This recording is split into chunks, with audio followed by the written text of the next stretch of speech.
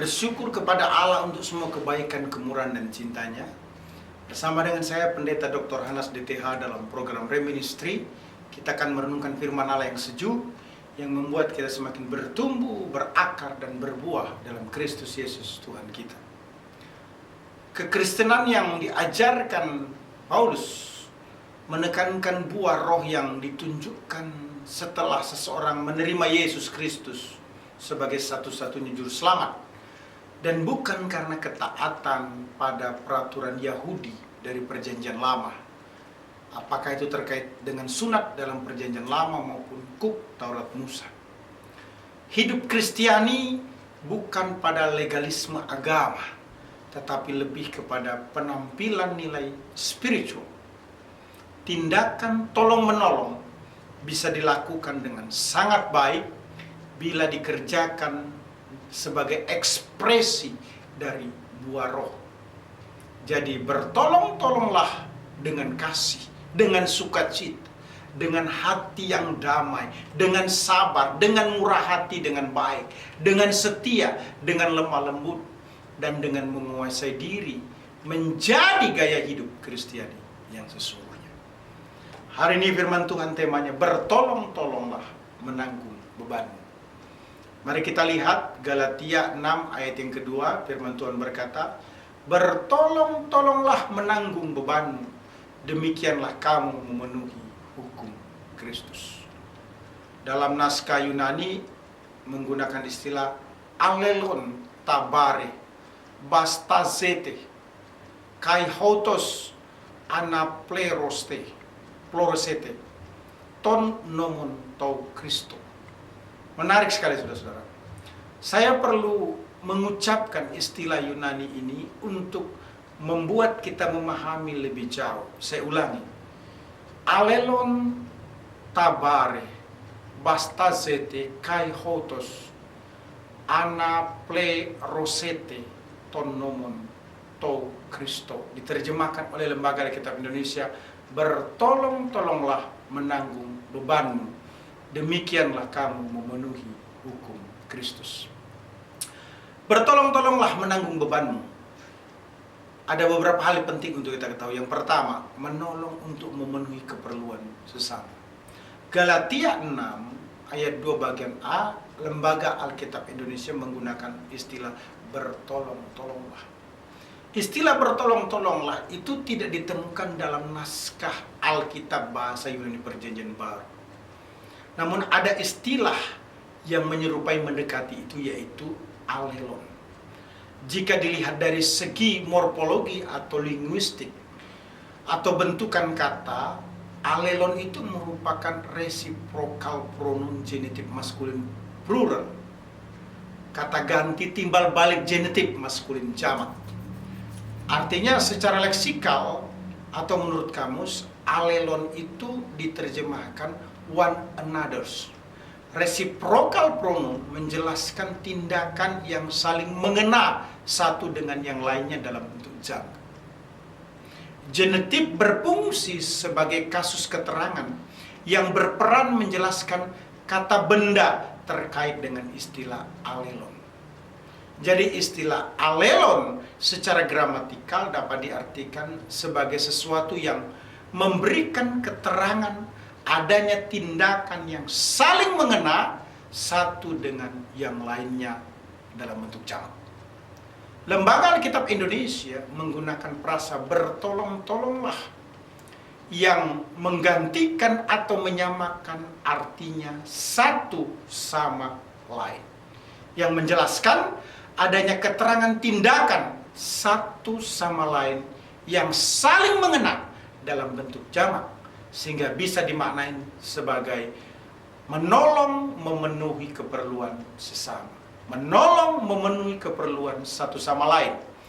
Jadi menolong untuk memenuhi keperluan sesama satu sama lain bukan lagi dalam bentuk konsep sebagai sesuatu yang didiskusikan, tetapi menjadi kesaksian karena telah dan akan terus diimplementasikan.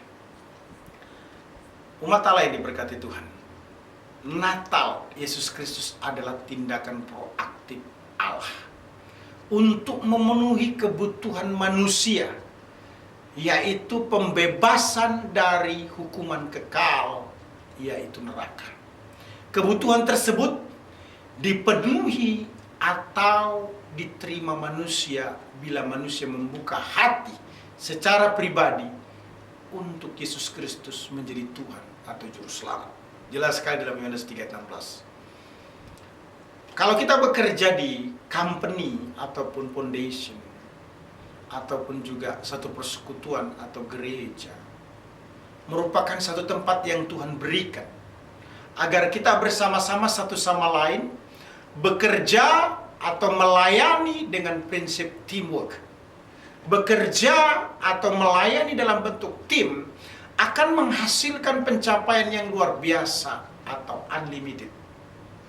Kesulitan untuk menjadi high impact, berdampak secara luar biasa atau great company or ministry, perusahaan atau pelayanan hebat adalah teamwork yang kurang solid.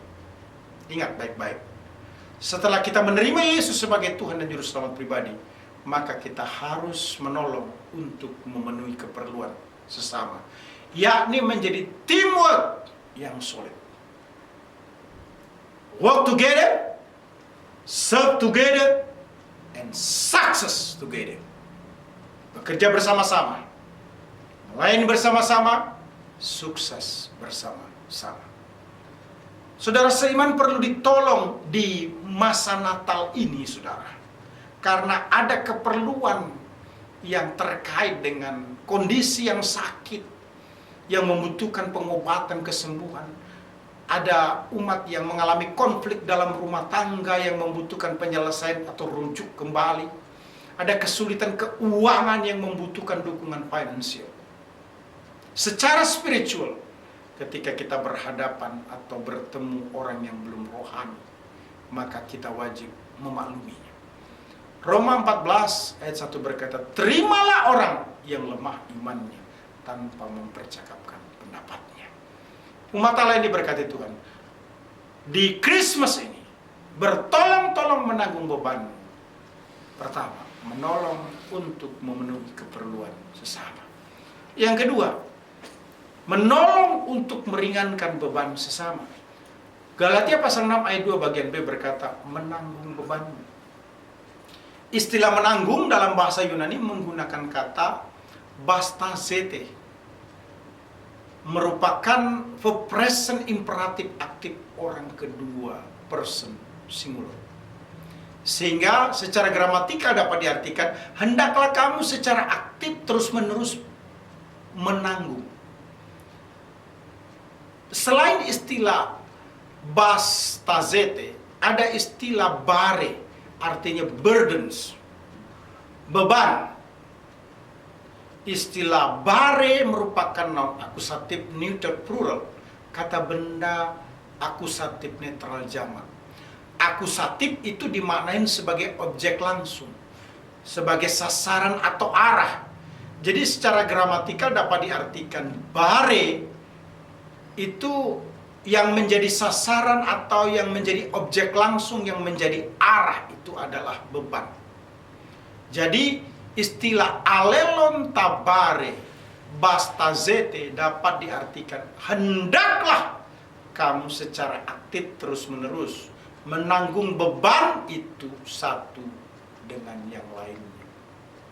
Natal Yesus Kristus mengingatkan kita bahwa Kristus meringankan beban, bahkan membebaskan manusia dari beban atau akibat dosa melalui kelahiran, kehidupan, kematian, dan kebangkitan.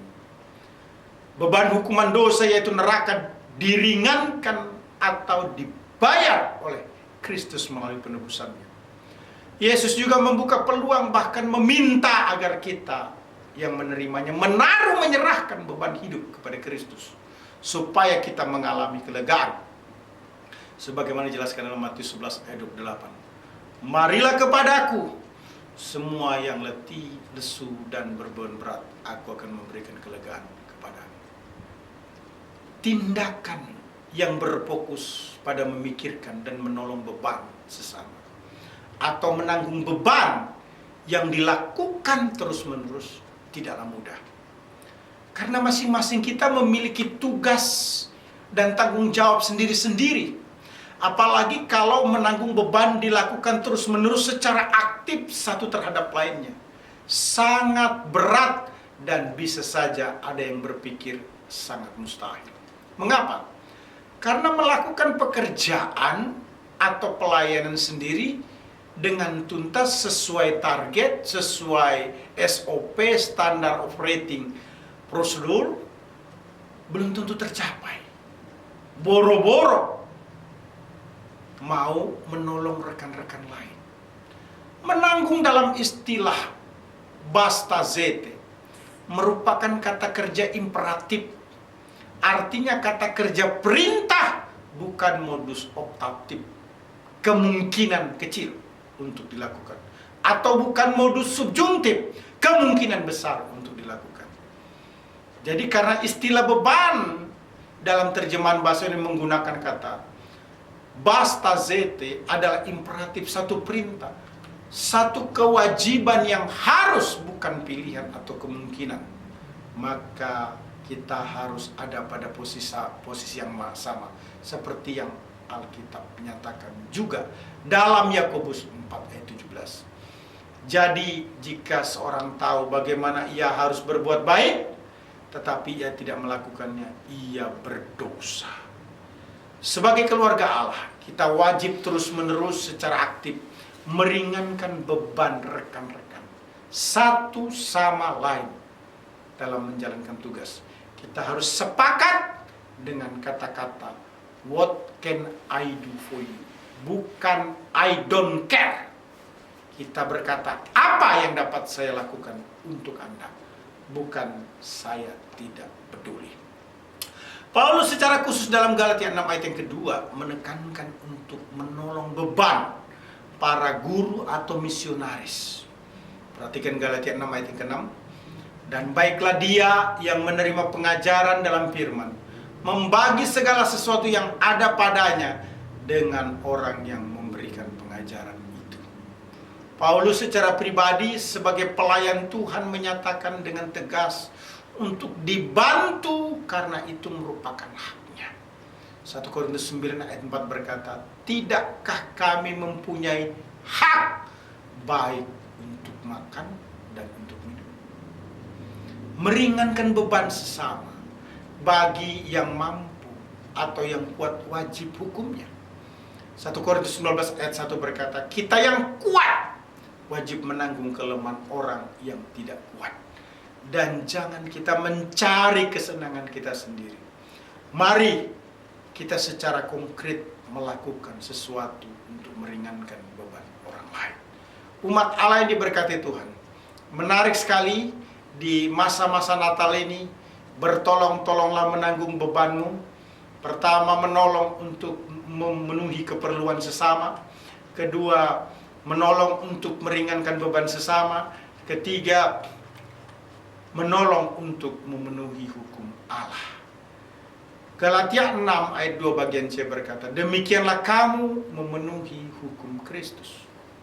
Selain kata kerja bastazete dalam Galatia 6 ayat yang kedua, ada juga kata kerja anaplerosete, merupakan verb future indikatif aktif orang kedua tunggal. Secara gramatikal dapat diterjemahkan, kamu pasti akan sungguh-sungguh memenuhi. Ingat, kedua kata kerja tersebut saling terkait. Mengapa dinyatakan pasti sungguh-sungguh akan memenuhi hukum dari Kristus? Karena harus lebih dulu didahului dengan menanggung dengan aktif secara terus-menerus. Apa yang ditanggung? Beban-beban. Beban-beban siapa? Beban satu terhadap lainnya. Jadi menanggung beban dilakukan satu terhadap lainnya atau saling berbalasan menanggung beban. Ketika setiap orang percaya saling menanggung beban secara terus-menerus dengan aktif, maka sungguh-sungguh atau pasti akan memenuhi hukum Kristus. Natal Yesus Kristus adalah tindakan Allah untuk memenuhi hukum Allah. Yakni Roma 6 ayat 23 berkata, upah dosa ialah maut, tetapi karunia Allah ialah hidup yang kekal dalam Kristus Yesus Tuhan kita. Jadi maut atau neraka merupakan upah dosa. Kepastian terhadap dosa dijelaskan ada dalam setiap manusia, sebagaimana dinyatakan Roma 3 ayat 23. Karena semua orang telah berbuat dosa dan telah kehilangan kemuliaan Allah. Hukum Kristus bagi manusia adalah maut bila tidak menerima Yesus Kristus sebagai Tuhan. Tetapi hidup kekal bila mengakui ketuhanan Yesus Kristus. Itu sebabnya Roma 10 ayat 9-10 berkata, sebab jika kamu mengaku dengan mulutmu bahwa Yesus adalah Tuhan dan percaya dalam hatimu bahwa Allah telah membangkitkan Dia dari antara mati, maka kamu pasti akan diselamatkan. Karena dengan hati orang percaya dan dibenarkan, dan dengan mulut orang mengaku dan diselamatkan. Setelah kita dipastikan memperoleh hidup yang kekal, maka hukum Kristus juga adalah seperti yang ada tertulis dalam Galatia 5 ayat 14. Sebab seluruh hukum Taurat tercakup dalam satu firman ini, yaitu kasihilah sesama manusia seperti dirimu sendiri. Mengasihi sesama seperti mengasihi diri sendiri ditunjukkan dengan tidak berbuat jahat. Mengapa? Karena Roma 13 ayat 8-10 menyatakan hal tersebut. Janganlah kamu berhutang apa-apa kepada siapapun juga, tetapi hendaklah kamu saling mengasihi. Sebab barang siapa mengasihi sesama manusia, ia sudah memenuhi hukum Kristus. Karena firman, jangan berzina, jangan membunuh, jangan mencuri, jangan mengingini, dan firman lain maupun manapun juga sudah tersimpul dalam firman ini, yaitu kasihilah sesama manusia seperti dirimu sendiri. Kasih tidak berbuat jahat terhadap sesama manusia, karena itu kasih adalah kegenapan hukum Taurat. Umat Allah ini berkati Tuhan, menarik sekali. Bertolong-tolonglah menanggung bebanmu. Dengan teks utama dari Galatia 6 ayat yang kedua. Maka ada 3 hal penting yang wajib kita ketahui. Pertama, menolong untuk memenuhi keperluan sesama. Kedua, menolong untuk meringankan beban sesama. Ketiga, menolong untuk memenuhi hukum Allah. Merry Christmas and Happy New Year. God bless you all.